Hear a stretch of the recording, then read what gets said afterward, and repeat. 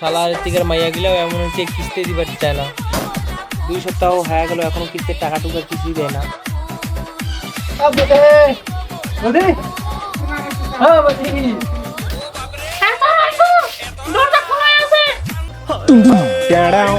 বাড়ির ফির আসেন তোমরা? বাপ রে মাথা খারাপ, তোমাদের ফির বাড়িতে থাকেন না, আজকে ফির আসেন। আচ্ছা আচ্ছা দাদা দাও, 2 সপ্তাহে কিস্তি দিলে আর 5 সপ্তাহ কিস্তি বাকি ছিল, এই সপ্তাহে কিস্তি দাও। টাকা তো ঘরে আছে, আসেন না। এই শালা কিস্তিওয়ালা করে আসুন আজকে, বরঞ্চ তো তাও দেয় না আজকে।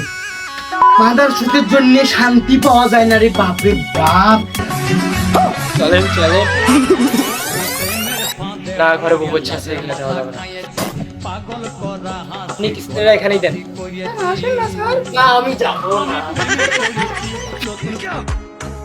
इसने तो अपन की धड़कन तेज कर दी।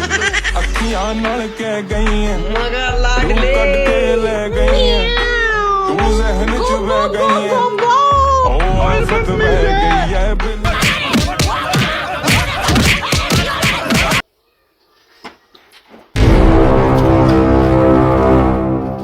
ও বাবা, বাবা গো, ওরা কি আমায় মার্ডার করতে চেয়েছিল? এমনি টাকা পয়সাও তো নাই, কিস্তিওয়ালা তো আলা আসিবে। এই মাদার সুতের জন্য শান্তি দেয়, বিশ্বাস কর। ইয়া এমন মান সম্মান কিছু দেখে না, রাস্তাঘাটে সকালে যখন তখন টাকার কথা।